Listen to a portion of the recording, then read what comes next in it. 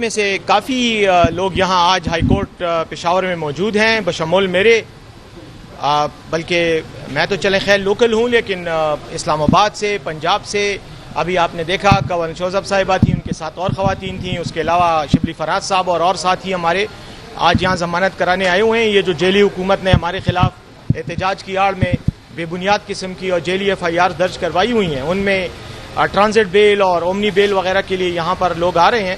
میرے خلاف بھی 6 FIRs ہیں، میں بھی آیا ہوں، آج پیپرز جمع کرائے ہیں تو انشاءاللہ ضمانت مل جائے گی۔ تو بہرحال یہ آپ کے سامنے ایک ثبوت ہے اس غیر قانونی طور پر قانون کے استعمال کا، جس کے نتیجے میں بے بنیاد جھیلی جھوٹی FIRs درج کر کے لوگوں کو ڈرایا جاتا ہے، لیکن ان کو پتہ ہے کہ ہم ڈرنے والے نہیں ہیں۔ صاحب اگلے عمل کیا ہے؟ تو ہوئی اور یہ اختلافات بھی ہے، آگے بھی دھرنا جاری کرنے کا کہا جاتا ہے، لیکن اب دھرنا کریں گے کیسے، کس طرح جائیں اس کا بعد کوئی نئے عمل تیار کی جا رہی ہے کیا؟ اور مرکزی عہدے سے بھی وہاں پر رد و بدل چل۔ دیکھیں جہاں تک احتجاج کا تعلق ہے، آپ نے دھرنے کا کہا، دھرنا، جلوس، مظاہرہ، جلسہ، یہ سب احتجاجی تحریک کے مختلف مراحل اور حصے ہوتے ہیں۔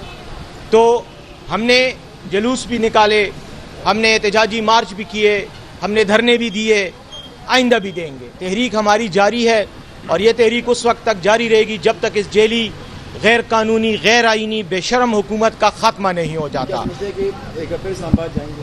اب جیسے میں کہہ رہا ہوں کہ اسلام آباد جانا، احتجاج کرنا، کہیں کسی طرف بھی جانا، یہ ہر پاکستانی شہری کا آئینی اور جمہوری حق ہے۔ ہم نے وہ حق استعمال پہلے بھی کیا ہے، آئندہ بھی کرتے رہیں گے۔ ہماری تحریک جاری ہے، تحریک ابھی ختم نہیں ہوئی۔ رہ گئی بات کسی خصوصی ایکٹیویٹی کی، کسی ایک مرحلے کی، تو وہ ختم ہوتا ہے، اس کے بعد دوسرا شروع ہوتا ہے۔ عمران خان صاحب نے کل اپنے بیان میں کلیئرلی کہہ دیا تھا کہ ہمارا احتجاج جاری ہے اور ہم مزید بھی انشاءاللہ ان کی طرف سے جو بھی احکامات آئیں گے ان کی روشنی میں مزید بھی ہم انشاءاللہ اپنی سرگرمیاں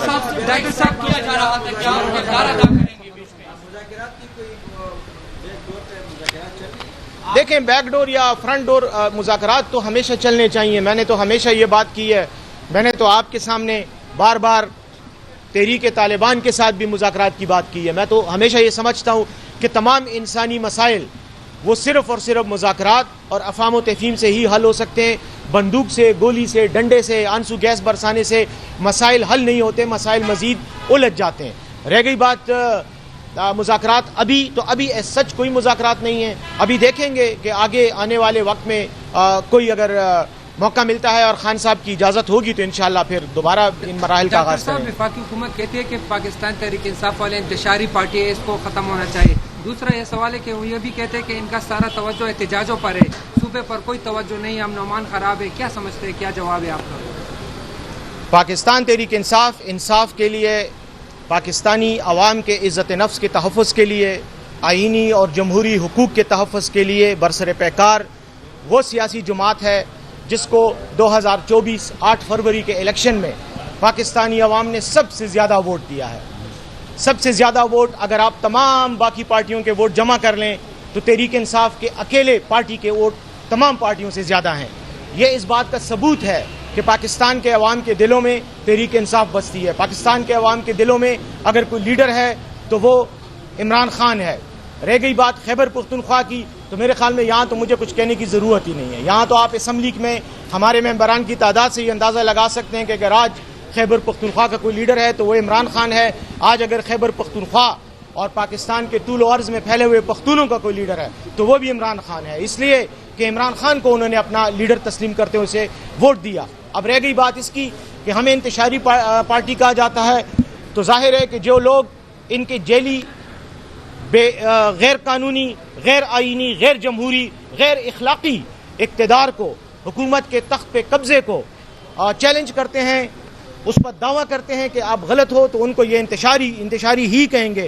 اس سے ہمیں کوئی حیرانی نہیں ہو رہی، ہمیں حیرانگی تب ہوتی ہے جب یہ جمہوریت کی بات کرتے ہیں۔ نہ تو یہ جمہوریت کو سمجھتے ہیں، نہ جمہوریت ان کے کردار سے ظاہر ہوتی ہے۔ میں یہ سمجھتا ہوں یہ فسطائیت پر مبنی ایک ٹولہ ہے جس نے صرف ذاتی فائدے اور گروہی مفادات کی خاطر تخت پر قبضہ کیا۔ انتشار یہ پھیلا رہے ہیں، ہم نہیں پھیلا رہے، اور اس کا ثبوت یہ ہے کہ انہوں نے برملا ओपनली सैकड़ों निहत्थे कारकुनों पर फायरिंग की है, लोगों को शहीद किया है, जख्मी किया है, कुव्वत का इस्तेमाल किया है। इंतशार फैलाने का सबब ये हैं, हम नहीं।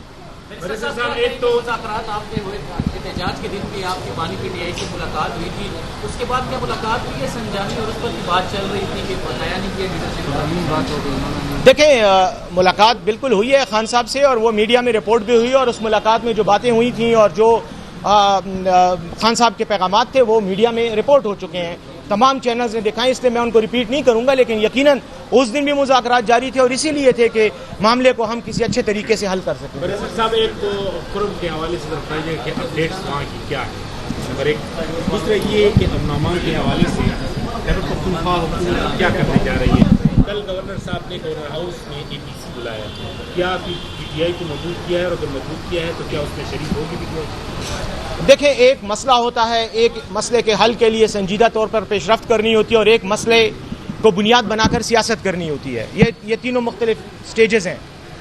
आपने अमन व अमान की बात की। अमन व अमान सिर्फ खैबर पख्तूनख्वा का नहीं, पूरे पाकिस्तान का मसला है। बल्कि अगर मैं ये कहूँ कि पूरे खित्ते का मसला है तो ये बेजा इसलिए नहीं होगा कि अफगानिस्तान, पाकिस्तान, ईरान और भारत बजाते खुद जो इस अपने आप को इस इलाके का बहुत बड़ा तीसमार खान कहता है, वहाँ पर भी अमन व अमान के मसाइल हैं। लेकिन मैं ये चाहता हूँ कि आज आपकी तवज्जो से और आपके सवाल के जवाब में मैं ये कहना चाहता हूँ कि जो लोग खैबर पख्तूनख्वा की तरफ उंगलियाँ उठा रहे हैं कि हम दहशतगर्द हैं, हमारे सूबे में अमन व अमान का मसला है, दहशतगर्दी का मसला है, तो हमारे सूबे में अमन व अमान का ये मसला तहरीक इंसाफ के दौर में नहीं पैदा हुआ। ये मसला 1979 में 1979 में जब सोवियत यूनियन ने अफगानिस्तान पर हमला किया, उस वक़्त से ये मसाइल है। यहाँ पर एक सिविल वॉर की कैफियत है, यहाँ पर दहशतगर्दी पैदा हुई। आज पाकिस्तान की रियासत, पाकिस्तान के इदारे उस दहशतगर्दी का मुकाबला कर रहे हैं। मैं ये समझता हूँ कि इस मसले को खैबर पख्तूनख्वा के सर पे थोपना ना सिर्फ पाकिस्तान के साथ ज्यादती है बल्कि खैबर पख्तूनख्वा के अवाम के साथ भी ज्यादती है, इसलिए कि ये कौमी सलामती का मसला है। किसी भी मुल्क में टेररिज्म, दहशतगर्दी नेशनल सिक्योरिटी का इशू होता है, और नेशनल सिक्योरिटी का इशू हमेशा मरकजी हुकूमत की जिम्मेदारी होती है कि उसके तदारुक के लिए इक़दाम किए जाएँ। हमारी फेडरल गवर्नमेंट इस मसले से अपने आप को बिल्कुल साइड पर रख कर सिर्फ इल्ज़ामात की सियासत कर रही है, जो कि इंतहाई शर्मनाक बात है। मैं ये समझता हूँ कि फेडरल गवर्नमेंट को अपनी जिम्मेदारी का एहसास करना चाहिए, बॉर्डर की सिक्योरिटी करनी चाहिए और दहशतगर्दी के खिलाफ उस लेवल पर इक़दाम करने चाहिए जो फेडरल गवर्नमेंट ही कर सकती है, वो हम नहीं कर सकते। एक मिनट। दूसरी बात, खुर्रम का आपने कहा, खुर्रम में यकीनन प्रॉब्लम था। खुर्रम में मैं खुद भी गया, उस पीस टॉक्स का मैं भी हिस्सा था। खुर्रम में हमने वहाँ पे 2-3 दिन क़याम किया। हमने अहले तशय्यी से भी मुलाकात की, अहले सुन्नत से भी मुलाकात की, और उसके नतीजे में सीज़ फायर करवाया। एक दूसरे की लाशें जो इनके कब्ज़ों में थीं वो वापस करवाई, कैदी वापस करवाए, यहाँ तक कि ख़वातीन कैदी भी वापस करवाई। सीज़ फायर का ऐलान हुआ। मजमूई तौर पर वो सीज़ फायर आज भी बरकरार है। हाँ, अलबत्ता बाज़ मखसूस इलाकों में झड़पें हो जाती हैं, जैसे बगन का इलाका है, जैसे मकबल का इलाका है, वहाँ पर कुछ हंगामे दोबारा हुए हैं, लेकिन उन पर फौरी तौर पर कंट्रोल भी कर लिया जाता है। मुझे उम्मीद है कि इंशाअल्लाह जब हमारा जिरगा, ग्रैंड जिरगा भी शुरू हो चुका है, ग्रैंड जिरगा वहाँ एक्टिवेट हो चुका है, वो लोगों से मुलाकातें कर रहे हैं। ये ग्रैंड जिरगा पहले भी काम कर रहा था, अब उनको दोबारा से फ़ाल कर दिया गया है, और वज़ीर आला खैबर पख्तूनख्वा ने कोहाट में ग्रैंड जिरगे की फ़ाली का ऐलान भी किया, और साथ ही साथ जो दोनों तरफेन ने मोर्चे मजबूत बनाए, बंकर बनाए हुए हैं, उनकी तबाही का, उनको भी गिराने का, मस्मार करने का उन्होंने हुक्म दिया है। जहाँ तक अद्वियात और खाने का ताल्लुक है, खाने पीने की अशिया का, अद्वियात के लिए खैबर पख्तूनख्वा के वज़ीर आला ने अपना हेलीकॉप्टर भी डोनेट किया है कि जब भी ज़रूरत हो हेलीकॉप्टर के ज़रिए भी अद्वियात ले जाई जा सकती हैं।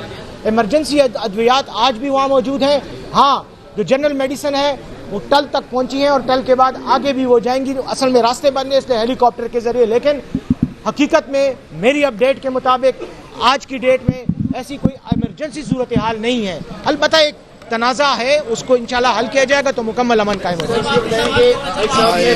3 कर लिए तो क्या दोबारा बोलिए, 2 भाई साहब ने मजीद के लिए पुलिस दफी तरफ मांगी हुई है 4 करने का। तो देखें, नहीं, मैं ये नहीं कह रहा, वहाँ पे मैंने कहा तनाज़िया है, लेकिन जब तनाज़िया के लिए भी जो कोशिशें हो रही हैं वो ख़त्म होंगी तो इंशाल्लाह अमन कायम हो जाएगा मुकम्मल। لیکن اس وقت ہم نے بالکل ضلع کرم کے لیے ہم نے وہ کیا ہے، اقدامات لیے ہیں تاکہ نئے بالکل 400 کے قریب پولیس اہلکار جو ہے وہ بھرتی کیے جائے، ان کو تربیت دی جائے، کیونکہ وہاں پر پولیس فورس کی کمی ہے۔ ساتھ ہی ساتھ ہم نے ایف سی سے بھی پلاٹونز منگوائی ہیں تاکہ جو موجودہ فورس ہے اس کو مزید مضبوط کیا جائے اور امن کے قیام کے لیے دیر پا اقدامات کیے جائیں۔ بہت شکریہ۔